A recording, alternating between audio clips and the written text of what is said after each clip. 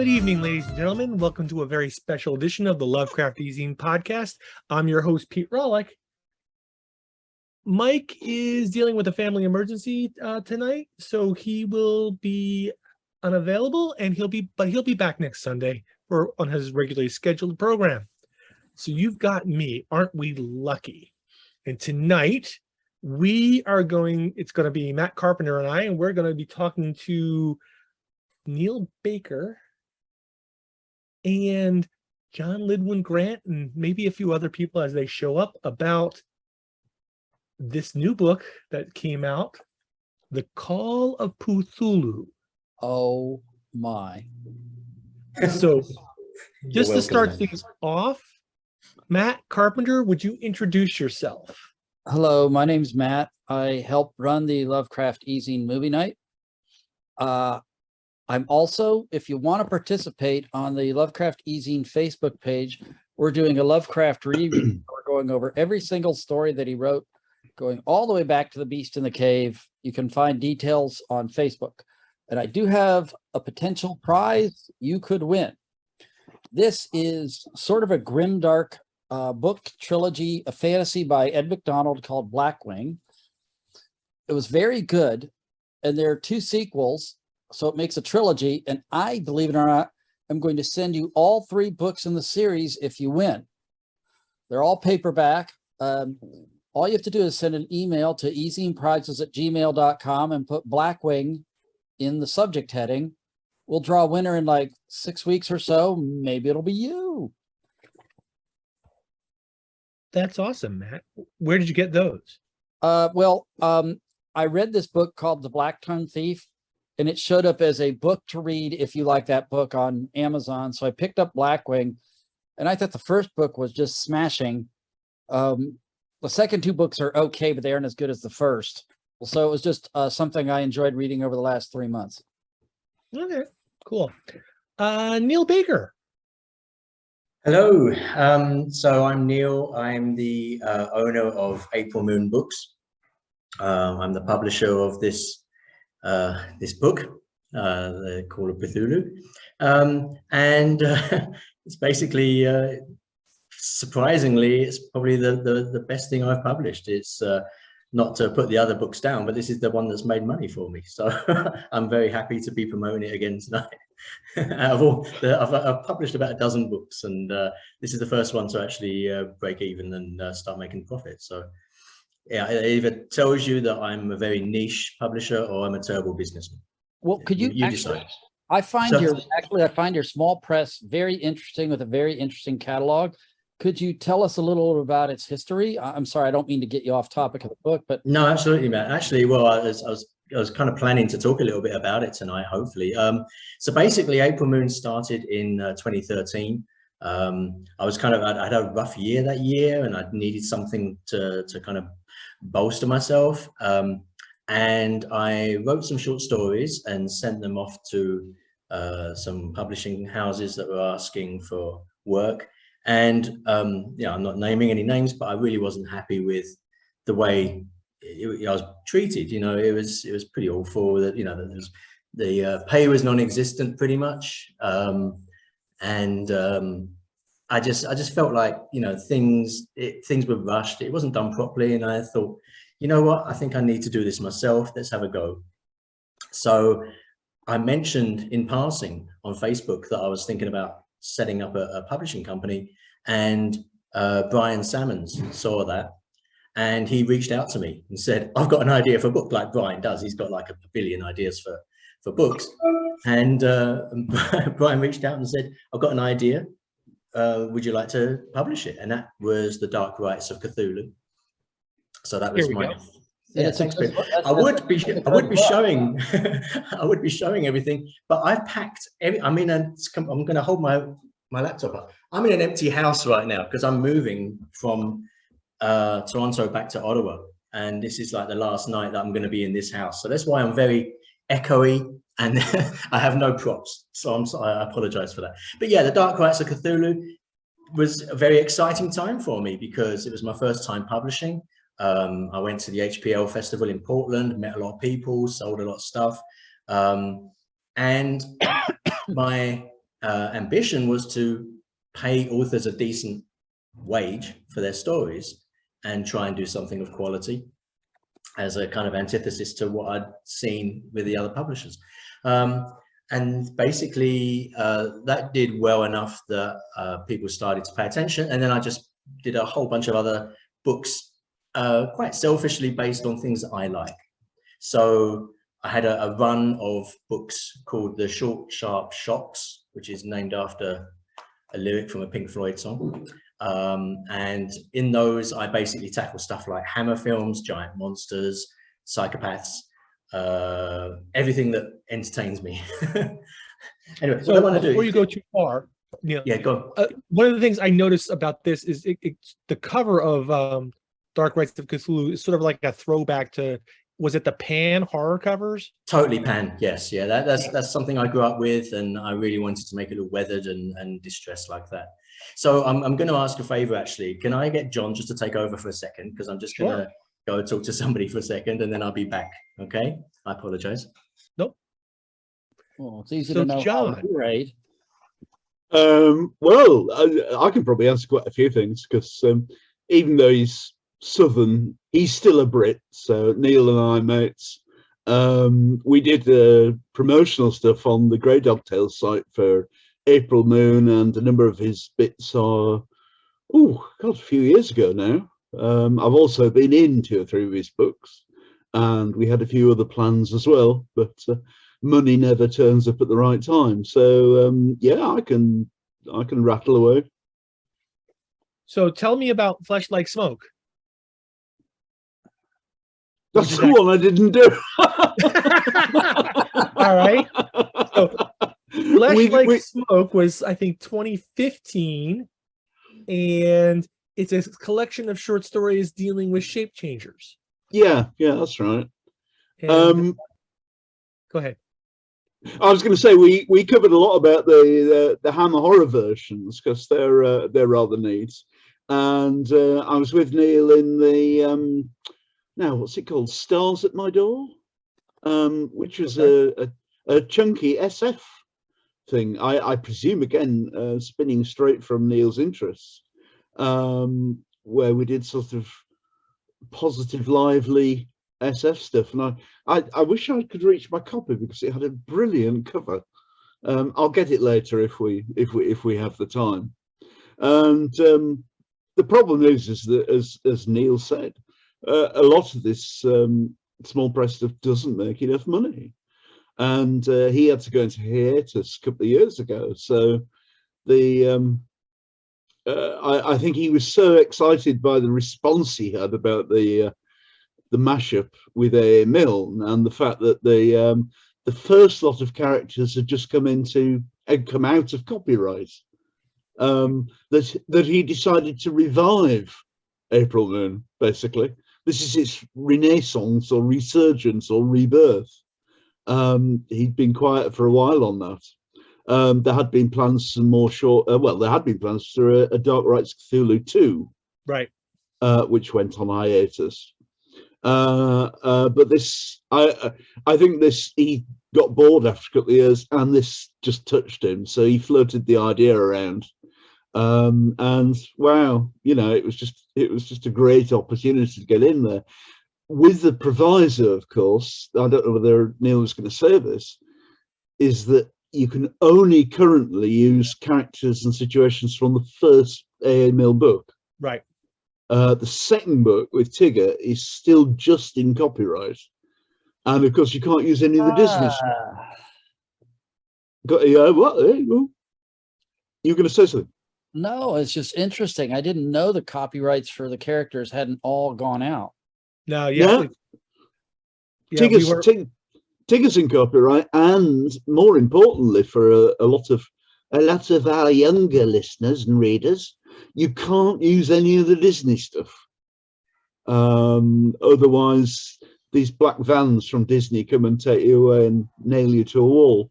And of course, a lot of people have been very sort of brought up with the Disney cartoons, but none of that, none of the stuff that Disney, and God, there's some dubious bits in the Disney developments. I think some of them are crap actually, but all that stuff is copyright Disney. So the roots of the project have to be entirely based on the first book, the first A.A. Milne book about Pooh, and that was a key point. But I see Neil's back.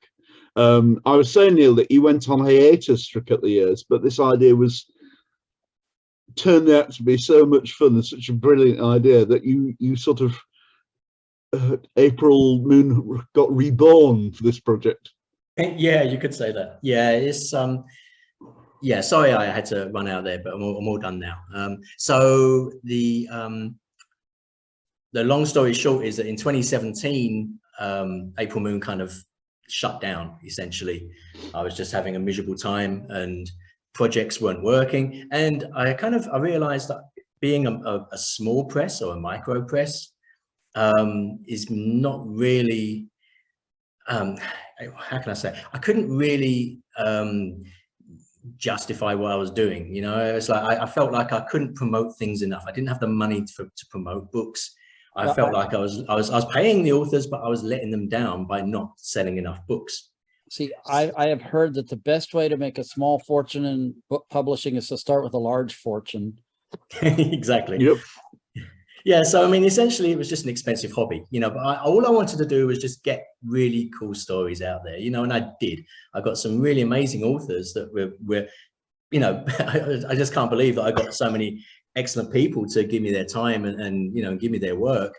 I'll pay them, obviously, but you know, it's a thrill to put a book together, but I got to a point where I just thought, why am I doing this? You know, and I had a spectacular kind of fail with trying to promote. The first time I bought out Bond Unknown, I just couldn't promote it enough, and that was just a bit of a pain. Thanks, Pete. And then at the same time, I had The Stars in Their Eyes. That's the one I was trying to remember. The SF Yeah. The sci-fi one, which John wrote a fantastic story for. And then what happened was I tried to bite off more than I could chew, and I tried to crowdfund a book, which was basically is a reimagination of classic monsters. And I had people attached to it. Even had Led Baron attached to it at one point. You know, it was just, but I just couldn't get I didn't have the funds to get the notice out. I couldn't raise enough money. I got some pretty discouraging things were said about me on social media that, you know, I really had no right trying to do this. And that just basically that was the last now. I just went, okay, I can't do this anymore. So I stopped. And in 2017, I just stopped. And it was only last year I started having an inkling about getting started again. And then, as John was mentioning, when Pooh suddenly became public domain, I just flippantly mentioned on Facebook, oh yeah, the Call of Cthulhu, that would be a really cool story. And Christine Morgan immediately jumped on that and said, yeah, I'll write a story for that. And if Christine says she'll write a story for you, then you go, yeah, okay, I'm going to make a book. So all of this is Christine Morgan's fault. It's all Christine's fault, yeah. Yeah, that's where it came from. And funny enough, it was just one of these ones where it actually works so beautifully, meshing the mythos with the 100 Acre Wood. Is just extraordinary. It's working on a very different level than anything else I've published. And the stories are very beautiful, really nicely written.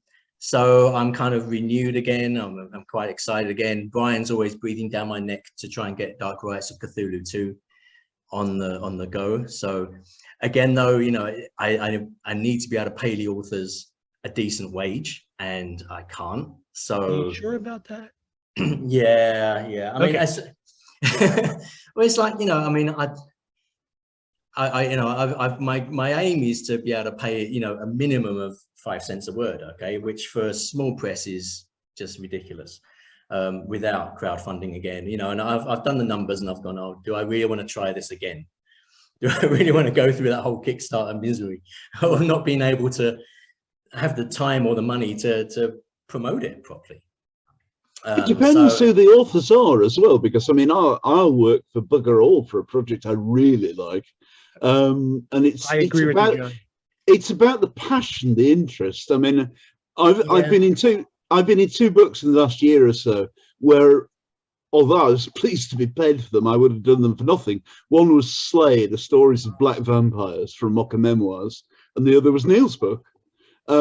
And it wasn't, I mean, I'm money grubbing and a tight-fisted Yorkshireman, but it wasn't the pay line in either of those projects that I looked at. It was the idea, the concept. I could earn money somewhere else, you know. Yeah, I mean that's really nice to know as well. But I'm also, I mean, I just had an argument with a guy that just built my door for me because I offered him a load of money and he said, no, I don't want that. And I was like, dude, you've just spent hours and hours doing this, you know, and I value your time and I'm trying to pay you. And it's the same thing. So I completely understand what John's saying. Yeah, but I still feel bad. I mean, I felt bad that I couldn't offer as much as I would have wanted to with the Pooh book, you know, purely because I was coming from scratch again, you know, starting again. So anyway, well, we'll see what the future holds. I've got to try and sell this house, and then and then we'll see if there's any spare cash floating around. You wouldn't say any of this if you wouldn't say any of this if you're a northerner. You see, you'd say, "Oh, well, I'll give you threatens," you know, and. I think it's just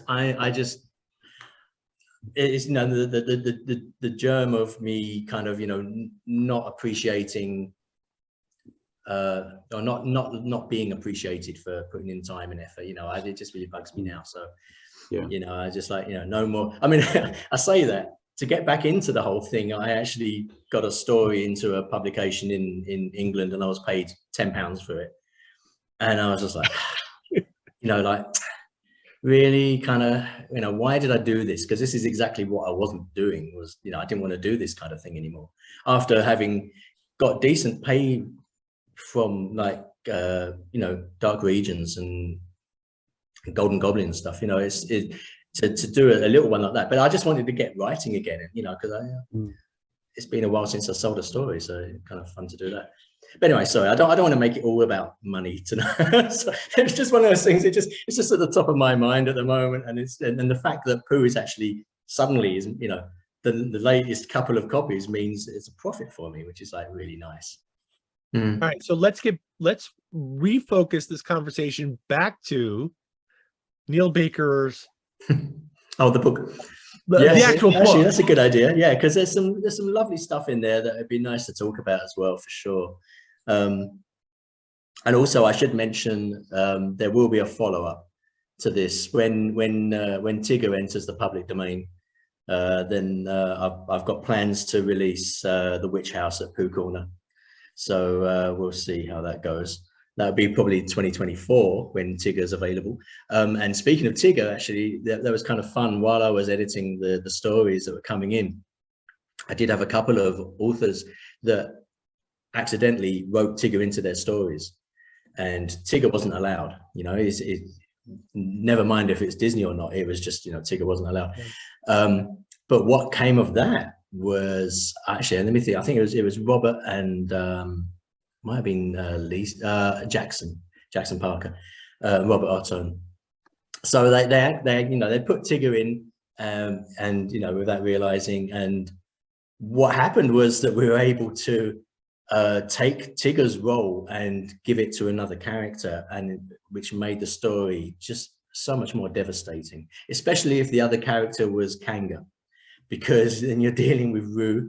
And so some awful things that might have happened to Tigger happened to Kanga, and suddenly you've got an extra layer of ghastliness attached to that story. And, you know, I'm not saying it needed to be ghastly, but the whole Pooh genre is so, like, dreamlike and magical, and, you know, obviously very Zen, based on the Tower of Pooh, and that sometimes you need this contrast of this kind of Lovecraftian nastiness every so often, just to sneak in there. So basically, I put the call out. I did something new this time. I actually asked for pitches rather than full stories, and people sent me their pitches. Yeah, and that's the first time I've ever done that. It's the last time I'll do it as well, actually. Next time I'll ask for the full story. But that was kind of an interesting activity. But basically, let me just quickly go through the contents with you and just give you a quick rundown about some of these stories. I don't know, Matt and Rich, are you aware of the book, or have you? My copy just came in like a week ago. Okay, cool. So you got a copy. No, I've not gotten one yet, so I'll be getting one very quickly here then. Awesome. Yeah. So it's 10 stories with an eclectic bunch of authors, and it kicks off with John's story, actually, The Celery at the Threshold, which is a very typically Linwood Grant kind of tongue-in-cheek title. Oh look, he just joined us just as I was dissing him. But it's a beautiful story, and the reason I kind of launched the book with it is, you know, not to take anything away from everybody else, but it is so Milne-esque. You know, it really, really feels like AA wrote it himself. I'm alive. I'm alive. You're alive. You Back, made John. it. Sorry, I was really worried that, you know, another health scare had happened. Because I seem to be associated with a lot of your downfalls. But to build off what you're saying, Neil, is that when I read through this, one of the things that I kept going back to is that all the authors, not just John, all the authors seem to grasp some sense of Milne. Oh yeah, I'm not taking anything away from anybody else. I mean, everybody nailed it, and it was just really extraordinary how it could have been 10 very, very similar stories because of the style, but it's not. They're all unique. They all have the Milne flavor. They also have the Lovecraftian flavor as well. And it's just it just works. It's one of those weird things that just it happened, you know. It's like putting salt on chocolate for the first time. It's like, what? Someone said something nice about me. Yeah, I said I really liked you.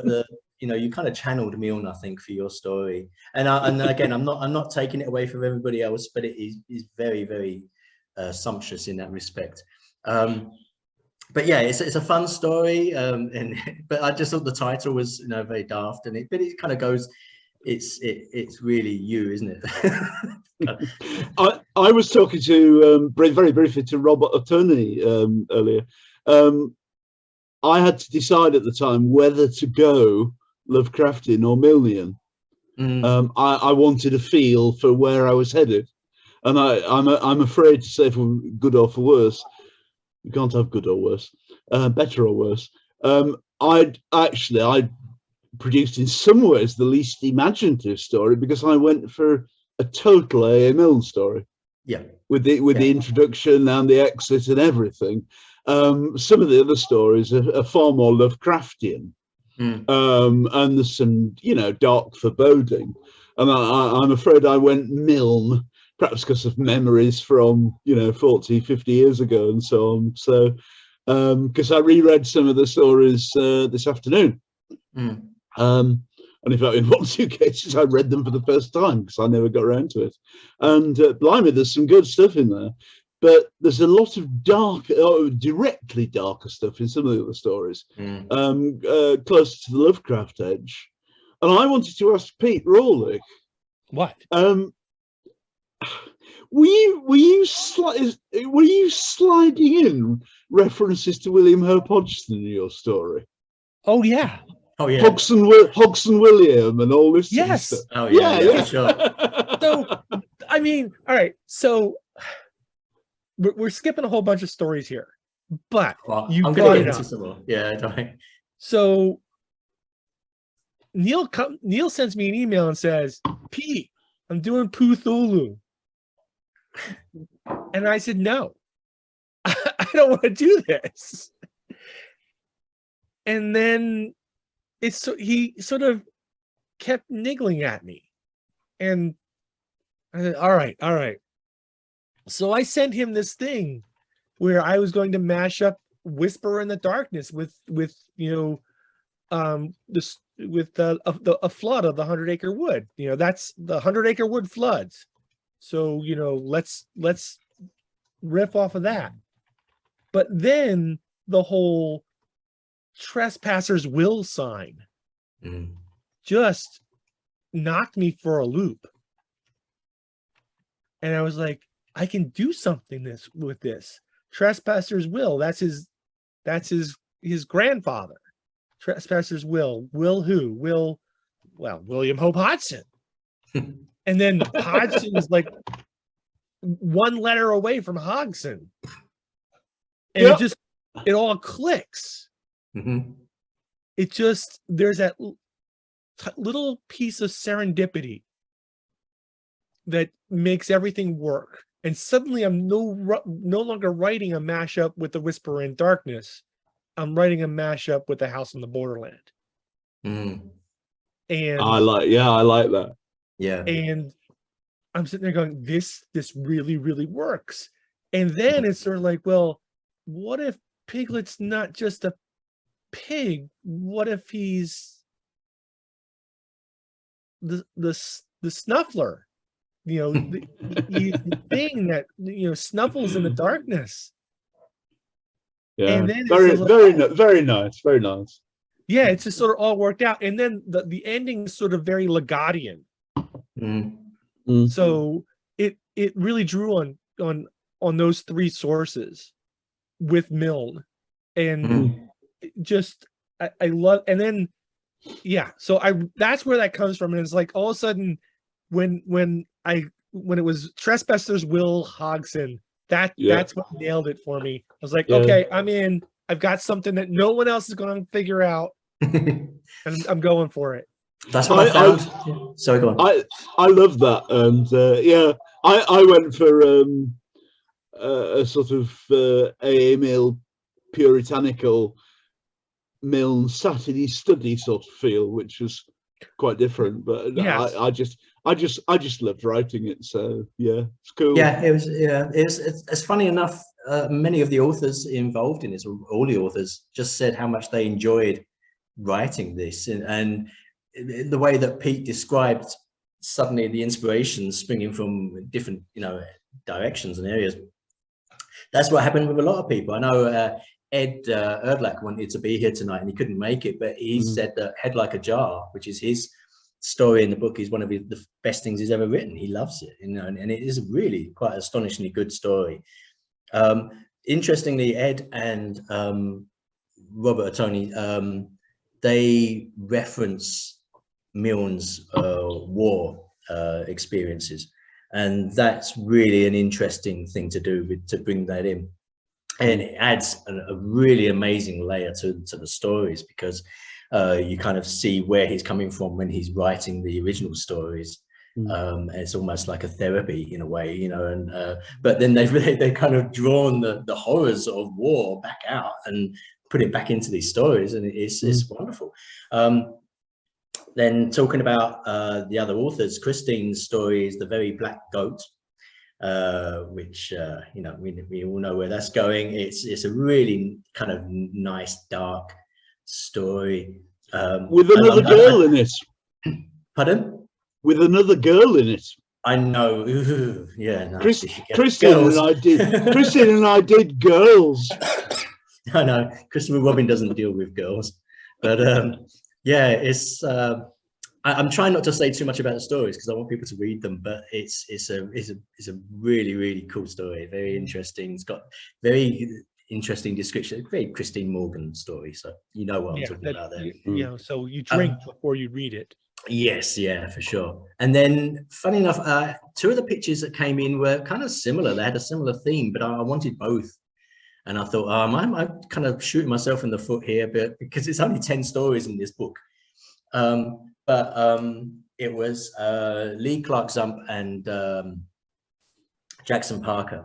And they both had stories about Eeyore and a meteorite and an Eeyore doppelganger. Lee's is very kind of color out of space-ish kind of, it's got that really wonderful quality to it where things are transmogrifying all over the place, and Eeyore kind of goes through some issues.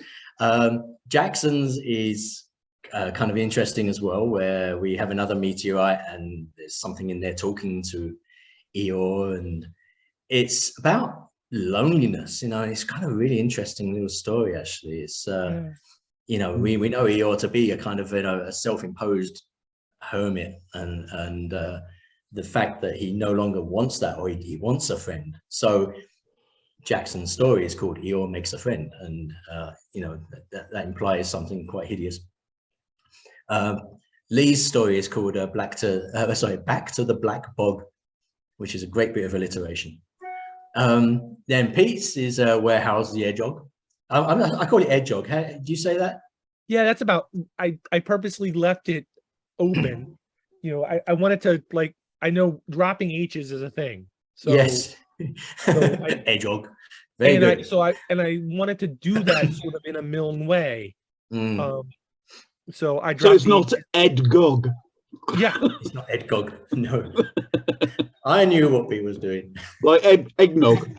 Yeah. Then I'm just going through the chapter list at the moment. Head Like a Jar is the story from Ed Erdelak, and it's really it's a story of 3 pretty severe acts. You know, it's kind of interesting what happens there. Again, I'm trying not to give too much away. Robert Attorney's one is about a strange mist, and this is owl focused. Then there's a really cool story by Lisa Cunningham called When She Was Very Tired, and this is a Kanga centric story, and I find using Kanga in the stories is it just adds an extra element of fear, maybe, or of yeah, it's almost verboten, right? Yeah, I know. I mean, she's so motherly, and you know, right. You know, we're literally we're creating the horror poo genre, but there are already things that are not allowed. You shouldn't be messing with Kanga. Yeah, and it just seems that's a step that might push you over the edge, right? Exactly. Yeah, and you know, well, besides you ever do anything to Rue, you know, which right. I dare say, I can't say anything here, but something like that. If you've seen any of the pictures, oh, by the way, the illustrations by Carmen Serra, just stunning. He they're wonderful. Shepherd just to the T. He was recommended to me by Ed, and he said, yeah, I think this guy would be really good for your illustrations. And there's Pete holding up the one for his story. He just banged these out so quickly but perfectly. I was like blown away by it. It's just, oh yeah, this is so good. So yeah, but anyway, the illustration that he did for Lisa's story does actually show you something hideous. So it's up to you, Pete, if you want to show that. That's like the it's the 8th story in the book, if you can find it.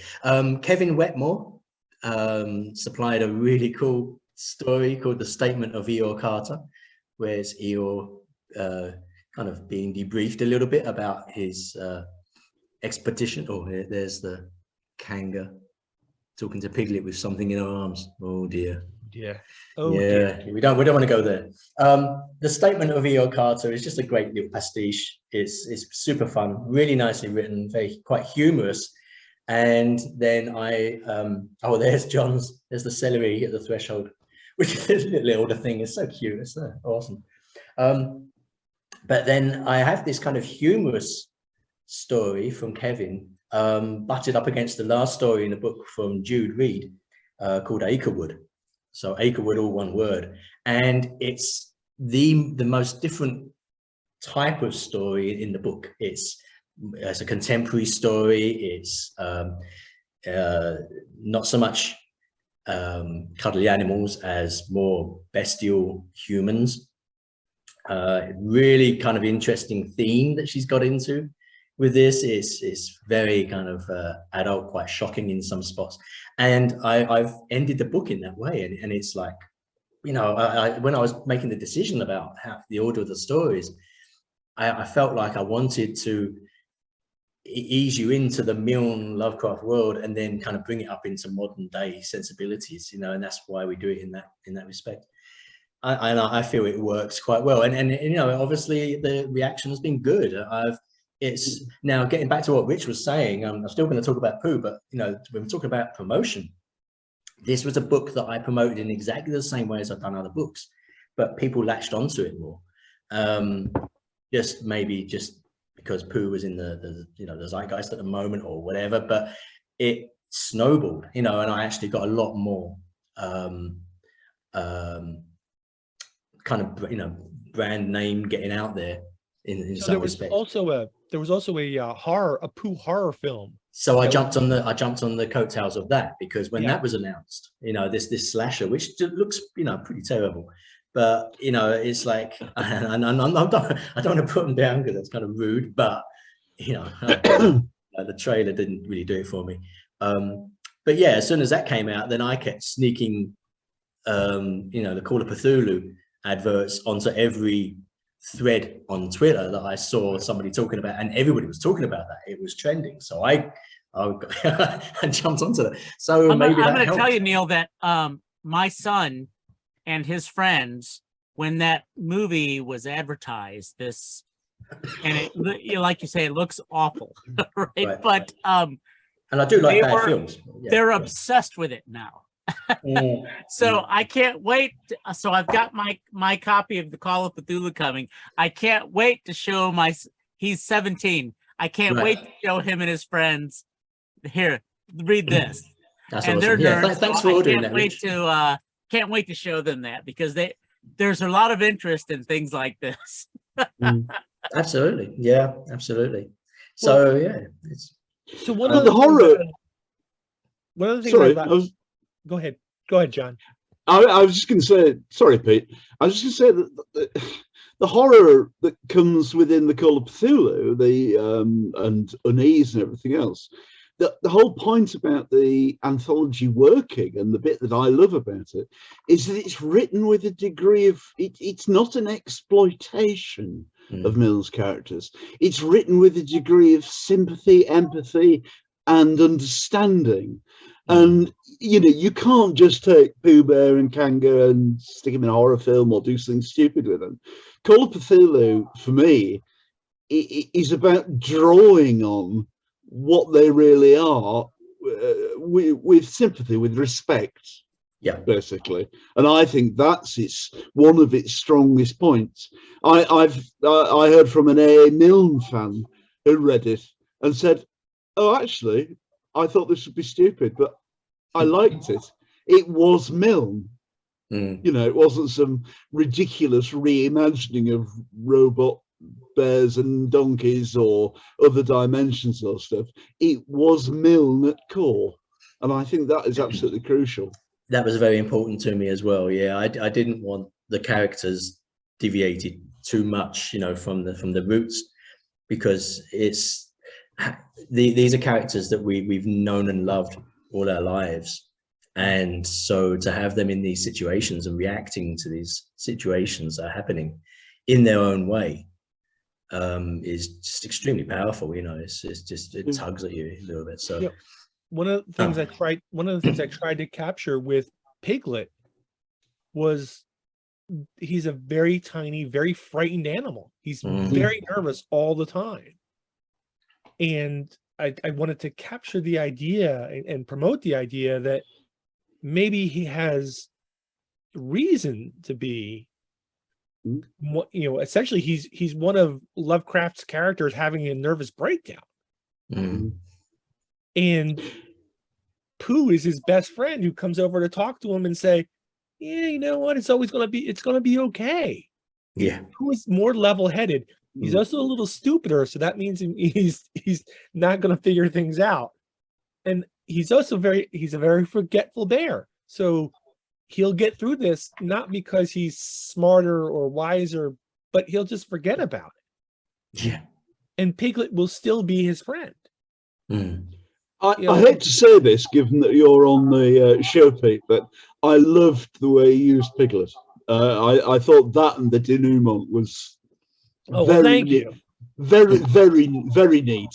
That was. Well, I so mean, I you know I that am a I have Hodge. a love for elder things. So and celery. This celery. Can I make a Lovecraftian point? Have we got Yeah. time? Yeah. Well, because I don't usually say much about this. I'm a Hodgsonian, and I've said before on this show that there's a lot of Lovecraft I don't like or have my doubts about.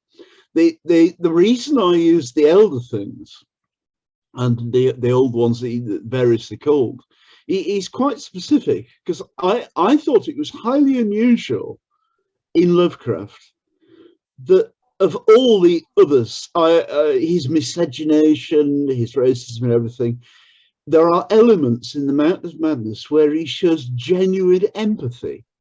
Yeah. For their fate. And it's one of the only examples I can think of in his fiction where the other is also an element of us. He so often drives the other as an alien, a disruptive presence, or something which will sully our bloodline. But there are just a few short passages where he shows a genuine sympathy for the poor old sods buried in the ice, and My God, they were men.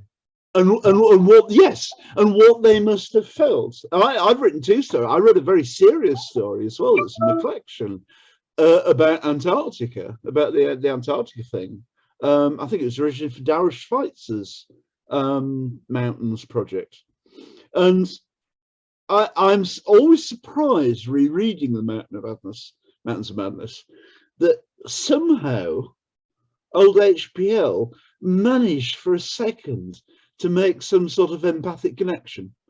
And hence the few Lovecraftian stories that I've really enjoyed writing. 2 of them have been about the elder things, the elder ones, because there's something quite unusual about the way in which he handled them in that story. Yes. Unusual for Lovecraft, I feel. Yeah. Or is that too political? No. So, and we've had this discussion previously, and was Lovecraft mellowing in his old age? Let's not give him too much credit. No. You have the barest hints in his letters. Correct. Barest hints. The barest hints that things might have been going.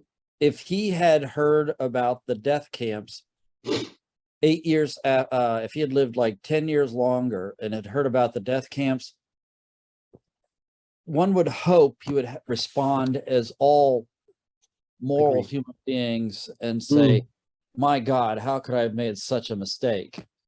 Thinking about the Germans this way, and this is what happened. But I think he was too much in that time of Woodrow Wilson, where being racist was applauded in the country.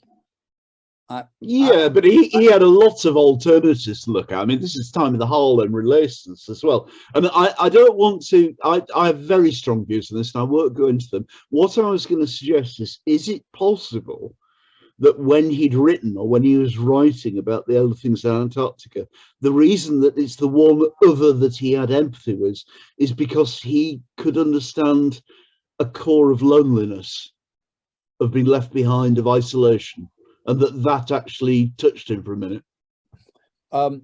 Maybe it's a lot easier to be sympathetic to elder things than people with darkly pigmented skin, I suppose. Oh, I'm no apologist for his work. I find some of it quite disgusting. But I was surprised to find that bit, and it's the reason why I've noticed the elder things more than most of his creations. That's all I was saying. Okay, did you ever read The Cats of Ulthar? Okay. Yeah. There's very little in there, but S.T. Joshi thinks that Menace, the little boy who's pleased by a kitten, is Lovecraft in some way speculating about himself, that regardless of him playing with other kids in the neighborhood, he really relied on his cat for companionship when he was a boy. And this is a reflection back of he understood the loneliness of that little boy who had no family but had his cat. So in that respect, I think he did understand what you're talking about, a core of what it is to be alone. It was the only thing I could think of, because much of his stuff, particularly almost in the letters, but elements of Red Hook and stuff like that, and I really won't go any further, are just disgusting. I don't have an excuse for him in those times, because he had many other examples. He was obviously an intelligent man. He corresponded with a lot of people. He could have taken a different route. He had a choice, and I believe he made a bad one. And that's as far as I'll go. Okay, that's fair. So, Neil. Hmm? Neil's fallen asleep. Yeah. So Neil was still here. Where do we go from here? I mean, This is a thing. I mean, I've been very flippantly bouncing around this idea of the witch house at POOHTHULHU when the second book is in the public domain. yeah. And I'd like to do it for sure. I really don't know the angle at which I'm going to approach it with regard to Angles, content. witch house. Yes, thank you. You're welcome. Well, wait a second. What about Rat and Mole and Shub-Niggurath? Oh my gosh. Ooh. See, now we're doing a massive crossover. Yeah, that's too much. All right. Ratty and Moley. Okay, so like I'm just keeping you away from one of my very favorite books. That's all I'm doing. The thing in the willows. We won't defile that one. All right, Well, thank you. I still, Yeah, go. I still want to do something with the heffalumps. Yes, I know. Oh Funny my enough, gosh. yeah, Oh, the heffalumps and no, woozles. down. Yeah, Yeah. they all got kind of they got touched upon in a couple of stories. Yes. But there's a heck of a lot of potential with those. Lots more woozle stuff as well. Yes, I know. Yeah, and here's the thing: is like, you know, I'm not going to stress about catching lightning in a bottle again. Like with this one.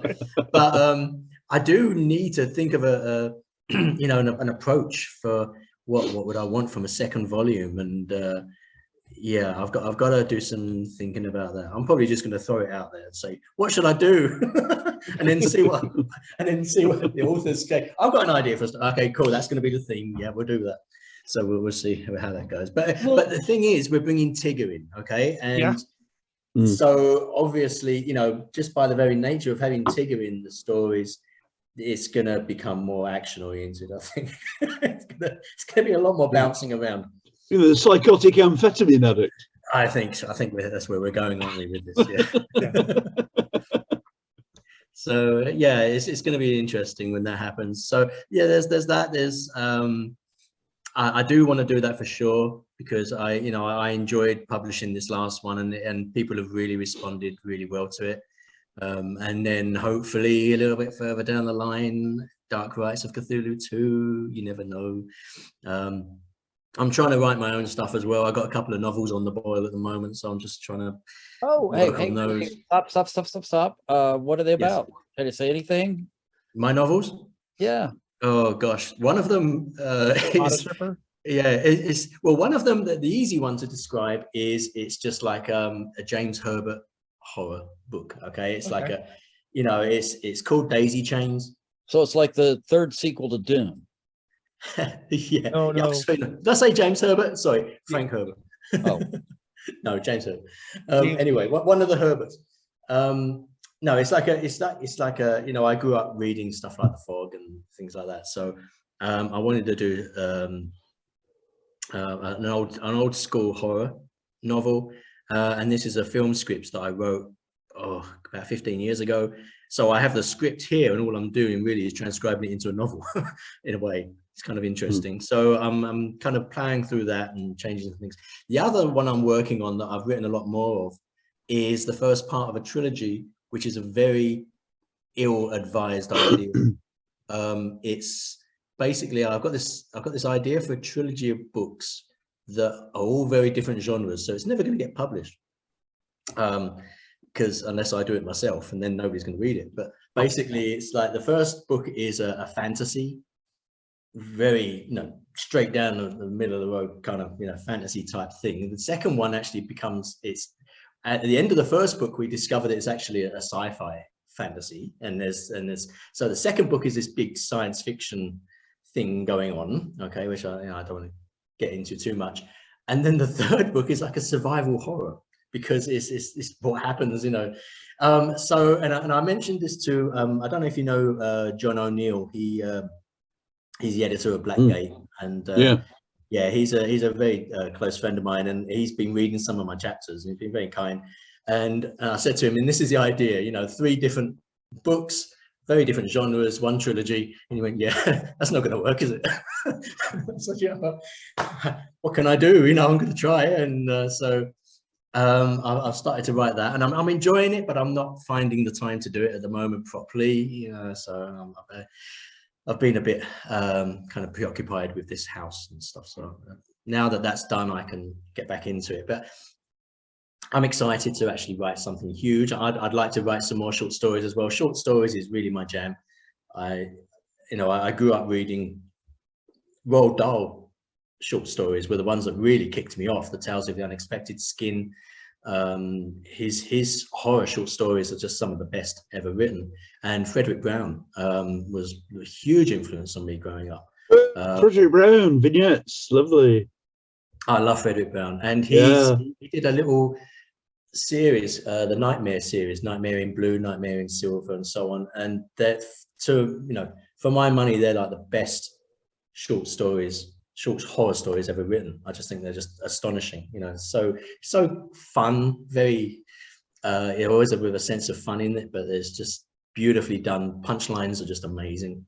Did you have any of the? Do you ever have any of the Judith Merrill collations of SF? No, I don't know. I should they're wonderful books from the 70s, I suppose.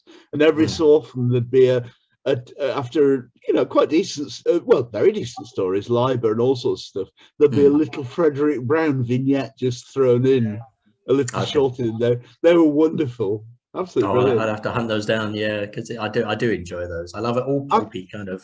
I can't remember what the series, Judith Merrill's series, is called, but then I'm very old. So I'll hunt for it. Yeah, I do love pulpy stuff.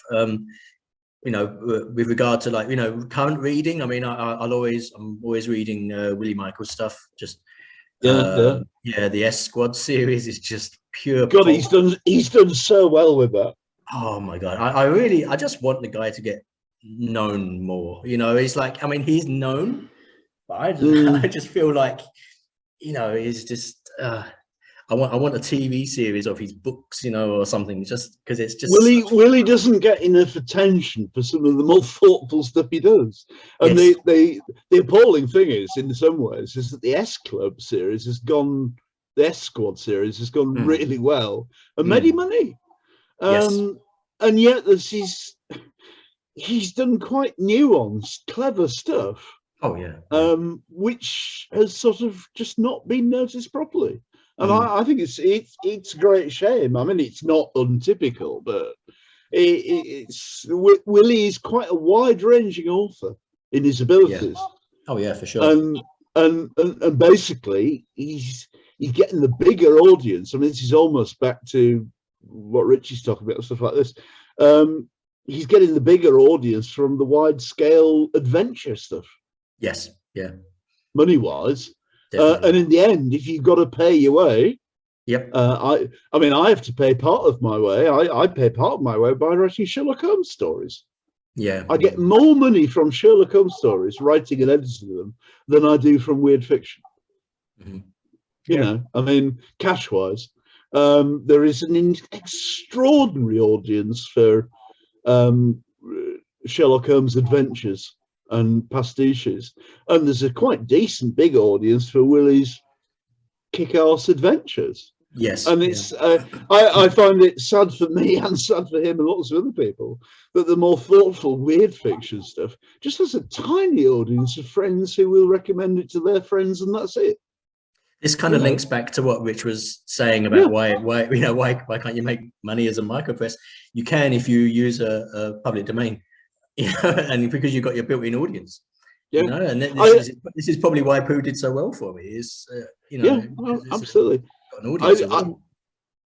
I have a couple of things I write, and the biggest demand is for stuff about lurchers, the dogs which we rescue, of which is a huge audience, which is what started Grey Dog Tales. Lurchers for Beginners was quoted even today, 6 years later, in someone's huge group, and thousands of people read it and said, "Oh, is there a book about this?" Or, have you published it and stuff.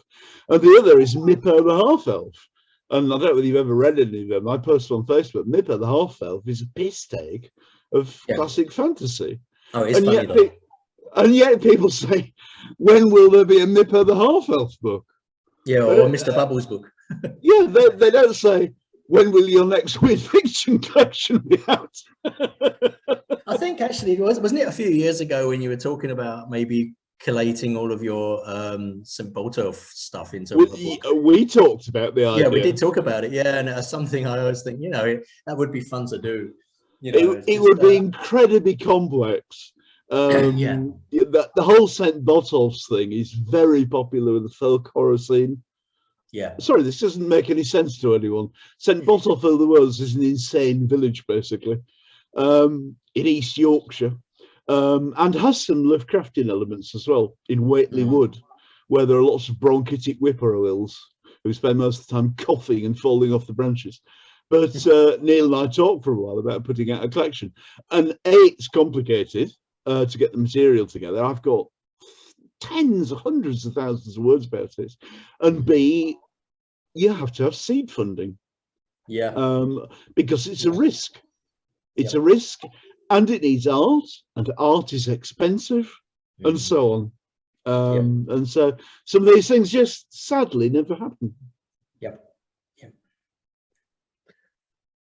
So, John, what are you working on now? Me? Oh my God. Sorry, I said to Mike Davis, I talk too much, so I expect people to sort of try and avoid asking me anything. No, I'm not. My wife just doesn't listen to me at all now. Neil's met my wife. She just blanks me completely. Very tolerant. She says, "Yes, dear." I've got 3 or 4 things coming out. I've got a story in Paul Finch's Terror Tales of the West Country, which is part of his long series. I've got a story coming out in Flame Tree's Gothic Christmas books, a folk horror coming out in Pavane Press thing. I've got 2 big projects. One is that if you really want to hear this, one is that I'm completing M.R. James' unfinished stories. Oh, wow. Really I've done one, and it was published in Ghosts and Scholars with the permission of M.R. James' estate.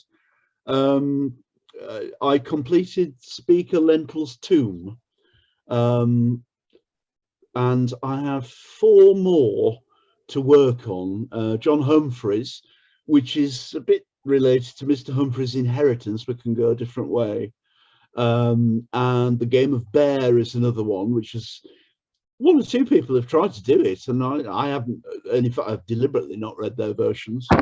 I'm a huge M.R. James fan, as I said on previous shows, and so I'm trying to complete them with absolute what's the word? There's a word for it. Fidelity, that's the one. I was going to say felicity.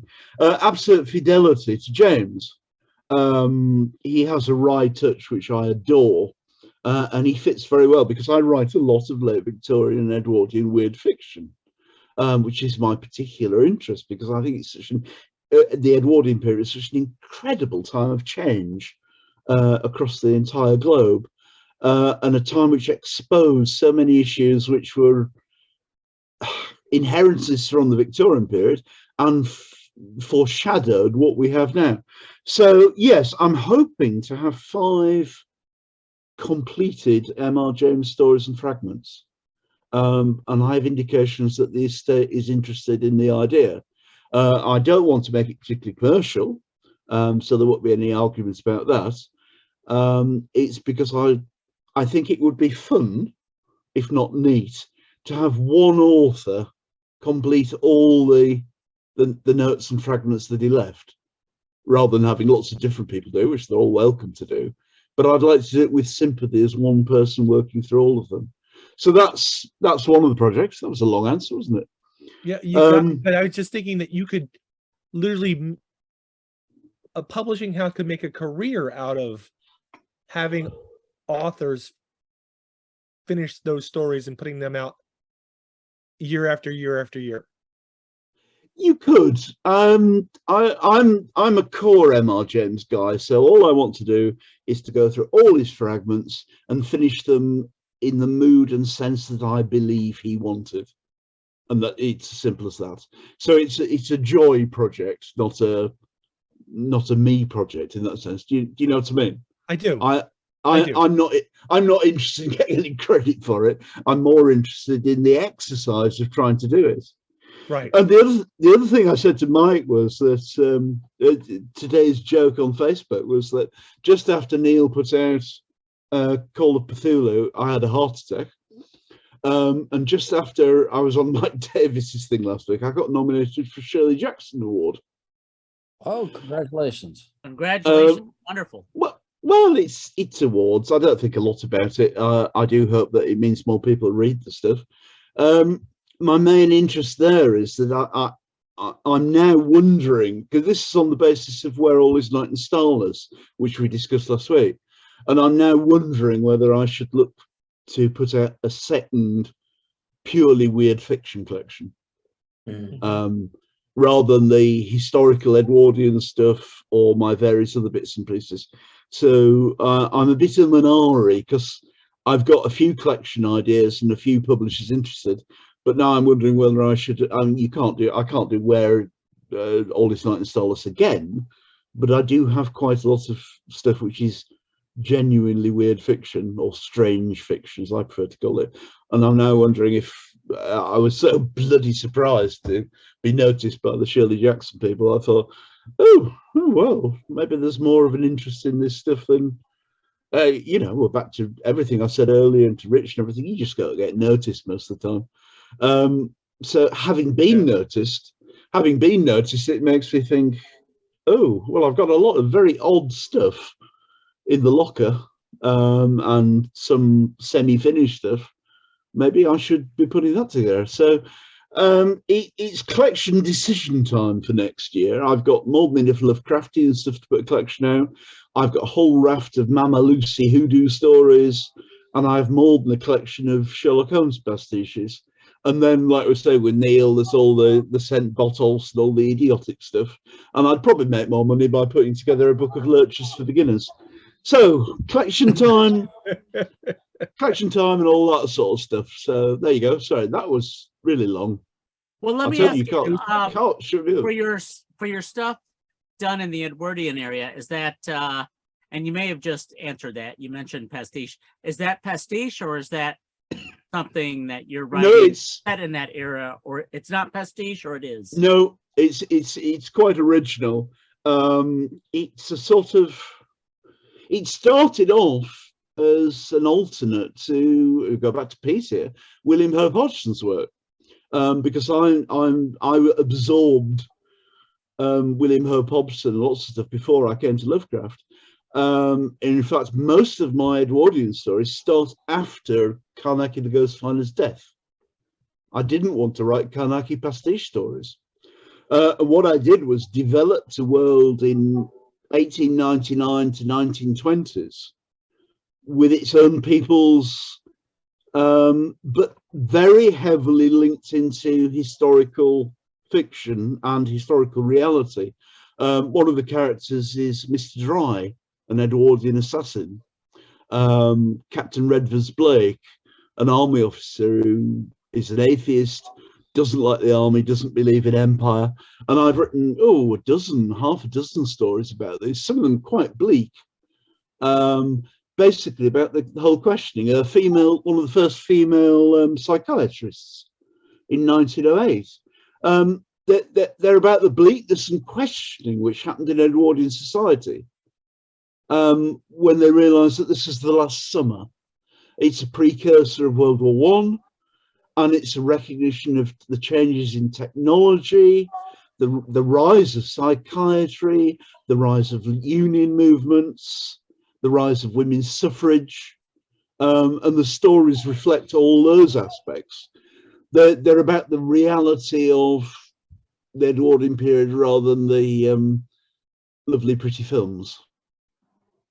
And the pretend pastiches which imagine that things just went on as they always did. Does that make sense? It sure does. Well, let me ask you: do you write any pastiche? Sherlock Holmes. Sherlock Holmes. Okay, and I'll only say because Pete, I love Pete. I've got all of Pete's books except one that's hard to get. One of your short story collections, but Pete writes pastiche, and it's wonderful to read. But I've always found that to me, it would be so hard to do pastiche because you have to really get into the mindset of that era and be very familiar with the writing of that era so that it sounds like it was written in that era. I guess if that makes sense. Yeah, it does, absolutely. And I mean, there are just two sides to it, very briefly. One is that all my Edwardian work is rooted in Edwardian historical documents and the books that they published then. The Holmes stuff is all canonical because I don't see the point of reinventing Holmes as a robot or as in a relationship with Watson or any of these things. If you're going to bother to write pastiche, you might as well do it properly. And so my pastiche work on Holmes is all the canonical Holmes as he is in Arthur Conan Doyle. The Edwardian stuff is all original characters living in history. So I distinguish quite strongly between the two. If I may ask, then, is there a different process for getting into the mind of a particular era? If, let's say, you're writing two stories, one set, both set in, say, 1905. One is pastiche and the other isn't. Are there two different processes? If you're going to write one that's pastiche and one not, are there different processes for getting into that mindset? Yep, totally. I wrote a story called Ulling's Bank, which went down very well, which is about Edwardian trawlermen. And it was sort of a mixture of folk horror and a bit more. And for that, I read a number of books, including books published in 1908 about the Edwardian trawler fleets. And I drew specifically on the North Sea coast, publications at the time, disasters which occurred in the trawler fleets and various things like that. And that was quite channeled, quite directly. For a 1905 story about Holmes, I go back to Arthur Conan Doyle's Holmes. I look at the timeline. I look at where he and Watson were at the time and what was written and what fragments there are about what he might have been up to. And I tailor that in a totally different channel. So there's no connection between the two, writing the two different things. No, I think that's fascinating. I think a lot of people who perhaps are aspiring writers, and for Pete, is there's a process you use when you write, your pastiche? Is it different from stories that are not pastiche that you write? Are you aspiring, Pete? I'm aspiring, yes. No, I'm talking about others, and I'm using Pete as an example. So it's funny because John mentioned timelines, and one of the things that is I'm big on is setting up a timeline. Particularly, I've got a running timeline for Herbert West stories that I put together, and I've kind of forced some things together as you have to, but it makes it work. Now there are some that just don't work. There are sequels there are stories that are direct sequels to the movies, that can't possibly fit with the rest of the stories that have been written by a variety of authors throughout the decades. There's also a collection of Herbert West romances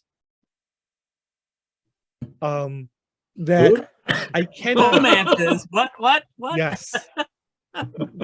Oh, I I know what I can. I know what I can do with this head. Oops.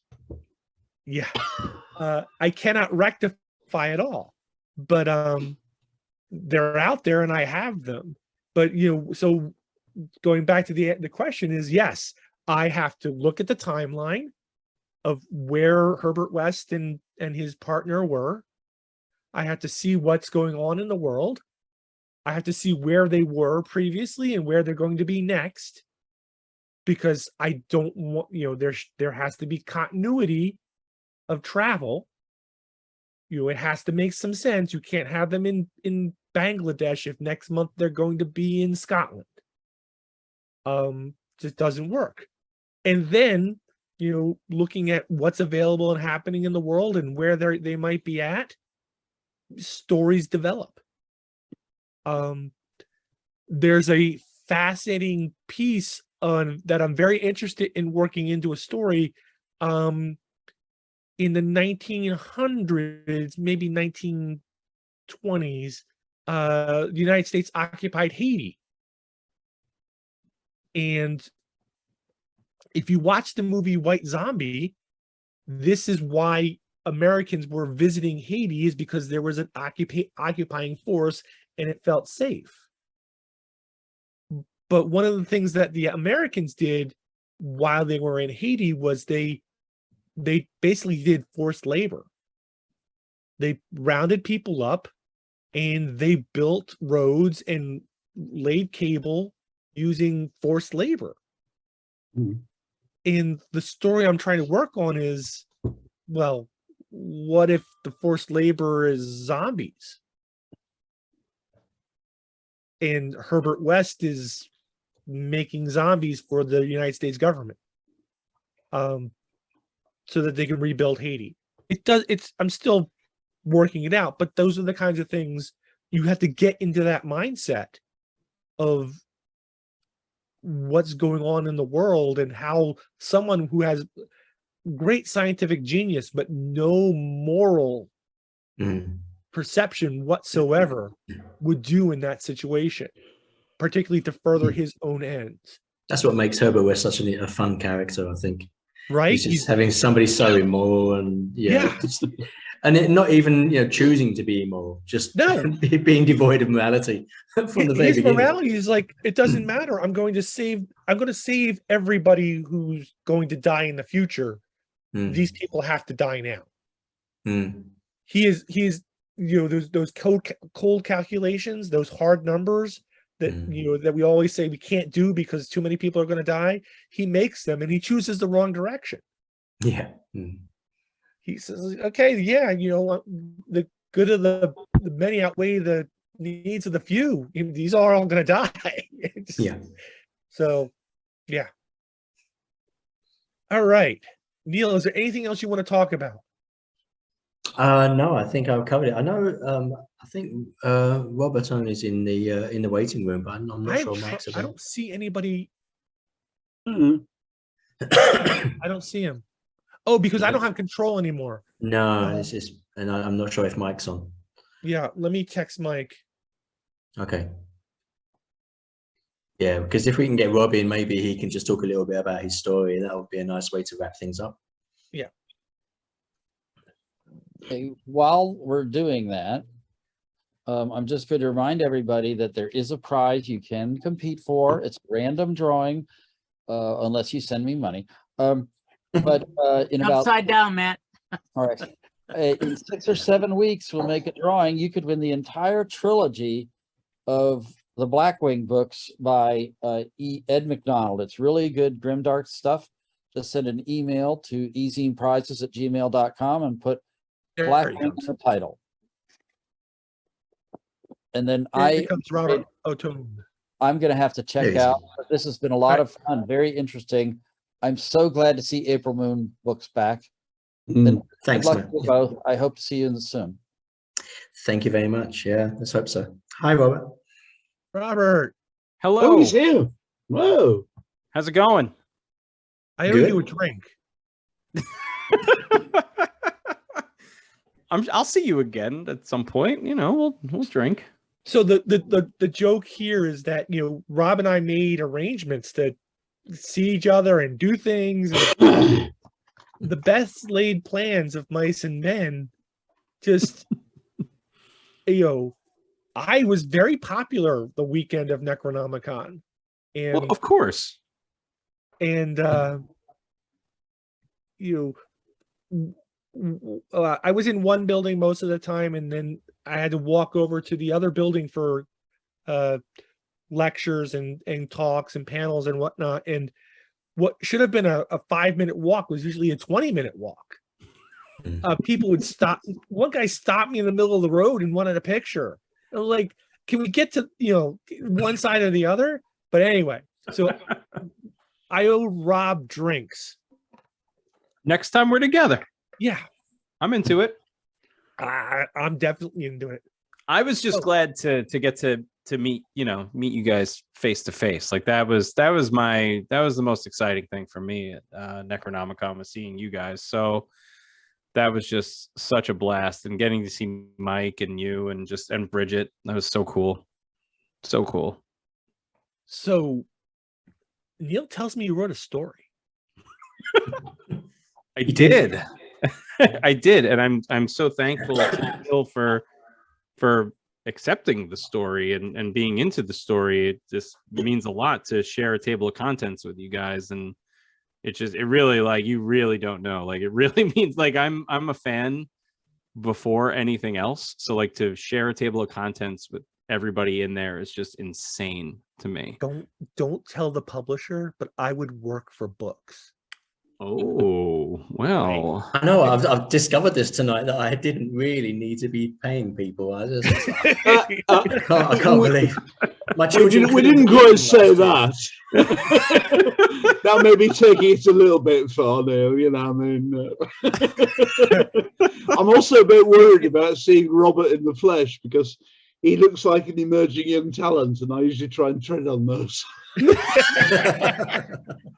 Yeah, we need to stop him into the ground and make sure that he's hurt. Yeah, before he starts getting all the slots, you know. Yeah. I mean, but look at this float all boats. I'm all about being there, you know. Hey, Robert, start a micro press. That'll Yeah, that's that. That'll ruin that'll you. destroy you. And whatever you do, don't tell my wife that I'll work for books. I got so excited when I saw the posting about it. I was like, that is such an awesome idea. I was so charged up about it. And immediately I started, it just kind of like popped in there. So my story about centers on Owl. And I had always liked Owl the most. Like, Owl was always my favorite character in the Pooh pantheon. And I wanted to do an Owl story.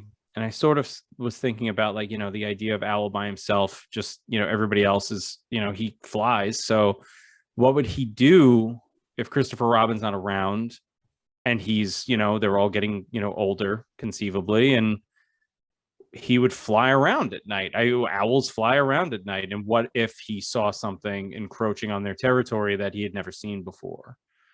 And that's kind of just where it started. And I've told some people this, but I've never mentioned it in public.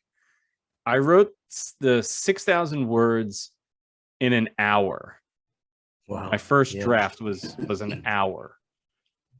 And it just came out. And my wife was downstairs. I don't know why. She was doing something. I think she was getting ready to watch a movie. We were getting ready to watch it. And I was like, just give me a little bit of time. I'm going to work on the story.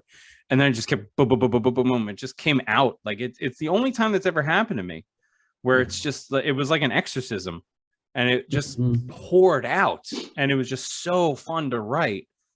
And I was very happy. And of course, you know, that obviously I, you know, edited it and you know, gave it to my critique group. And they were all upset because it's something they all hold so sacred. So Precisely the point. Cthulhu Yeah, is right? sacred.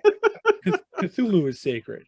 Yeah, that's my point. You know, but they yeah, they seem to be happy. I was happy with it, and thankfully Neil was happy with it. So I love that story. I'm very proud of it, and I'm very, like I said, exceedingly proud to be part of the anthology. And it's so beautiful. Like the artwork is beautiful. Like there's everything about it. It's just awesome.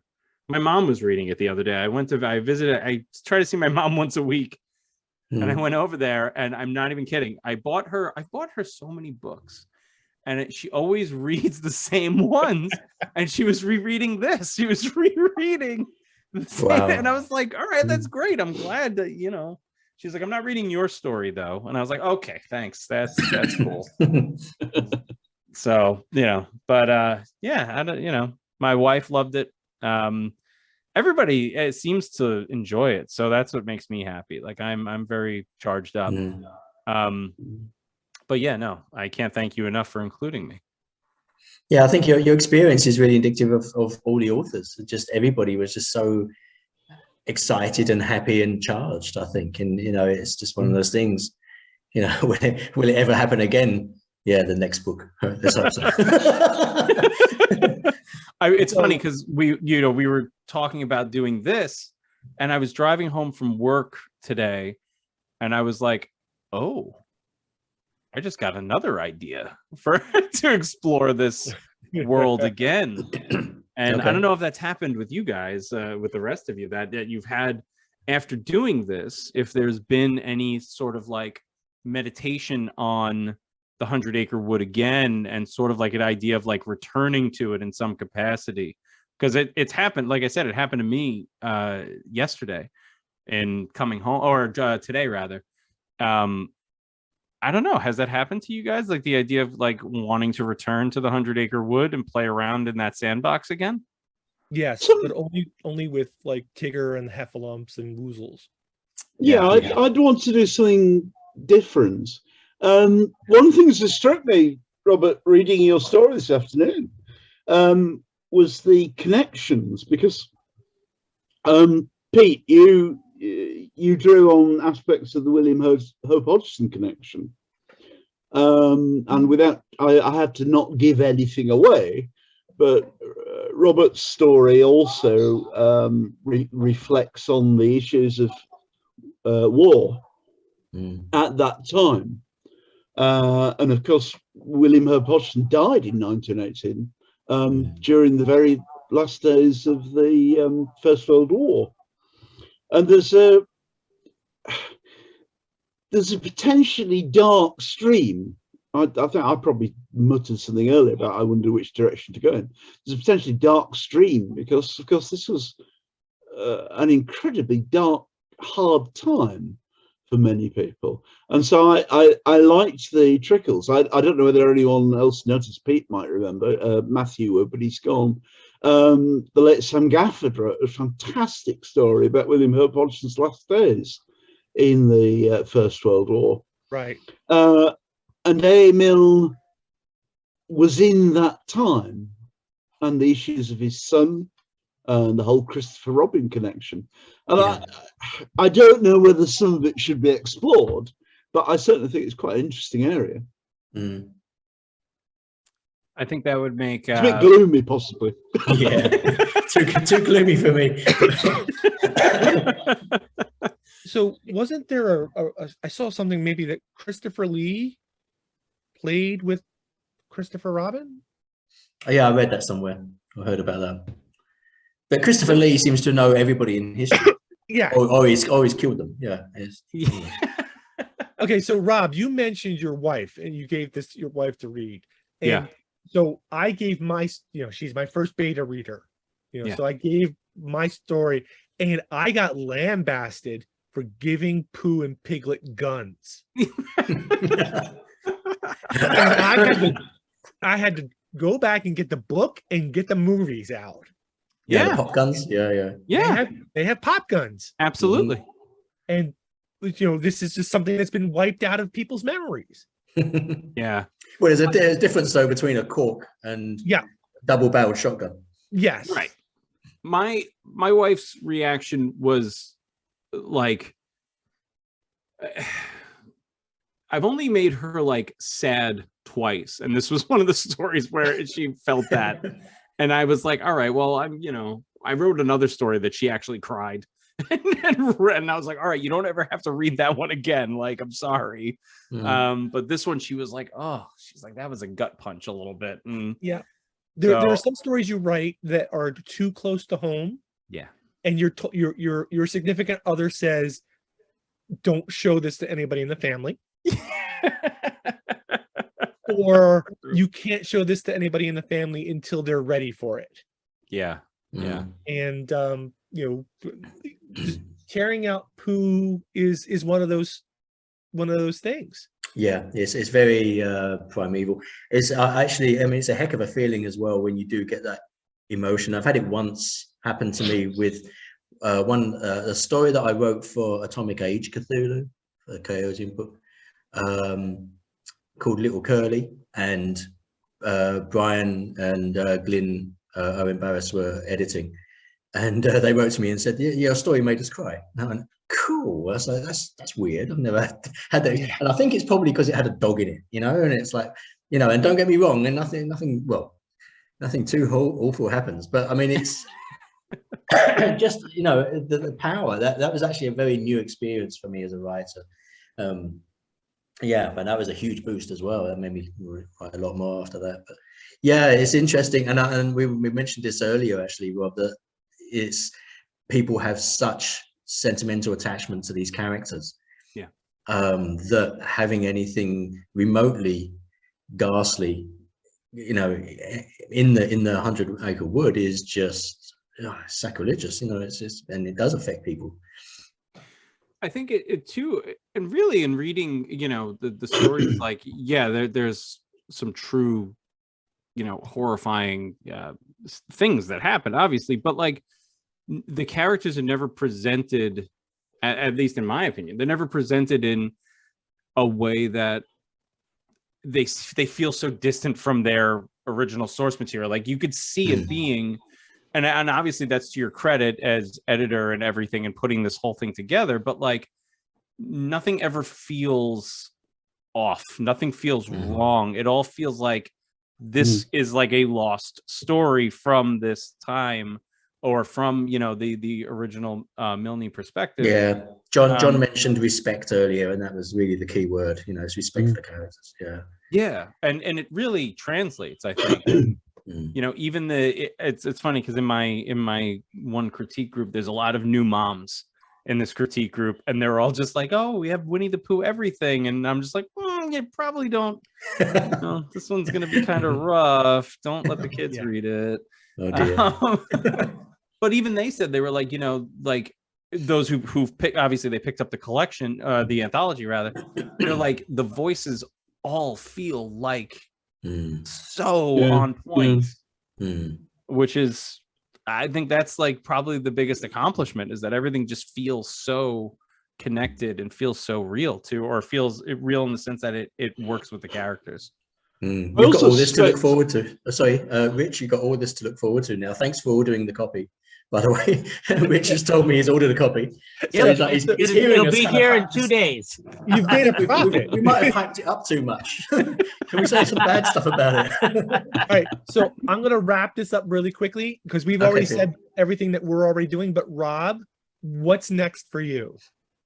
Oh yeah, I have a book out, just coming out, or is out, called Nocturnal Creatures. It is a horror novel. It's a Bigfoot. I know Mike is not a fan of Bigfoot, but Rich is. But Rich is. Oh right, yes, cool. yes. Oh, awesome. All right. So yeah, it's a Bigfoot story. A family of Bigfoot begin encroaching on a orchard in upstate New York, and the family that lives there is trying to figure out what to do, how to defend their territory. And it's all from the perspective of a 13-year-old girl. So yeah, that should be out by the time this episode is out. Like Awesome. Tomorrow. Excellent. Oh yeah, I saw the cover reveal today. Yeah, it's really good. Yeah. Thank you. Thank you. I appreciate it. Good. Thank you. I'm excited about it. Max Brooks did a great Bigfoot novel, so now you can Yeah. follow up. I hope so. Those are big shoes to fill. But thank you. I'm excited. Can I just say, we mentioned Max. Max has been all over the place. Mm. He starts with the zombie novel, then he does a Minecraft book, Mm-hmm. That's Yeah. right. Yep. Mhm. and now he's into Bigfoot. Well, Yeah. and don't forget his detour into G.I. Joe comic yeah. book writing. That's Right. right. It was Yep. Excellent. Hearts and Minds. Yeah. Awesome comic. And every one of those books has humor, not Yes. surprisingly, right? Yeah. So that's what you expect from a Brooks. So Yeah. go ahead. Go ahead. No, Rob. I Anything else? I just thank you guys again. All right. Well, I want to thank everybody, and I want to thank all my guests: Neil Baker, John Linwood Grant, Rob Atone, and Rich is still here, so he's a go-getter, and Mike just rejoined us. So thank you all. This has been a very special episode of the Lovecraft E-Zine. I'm Pete Rullick, so you don't have to be. Have a good night.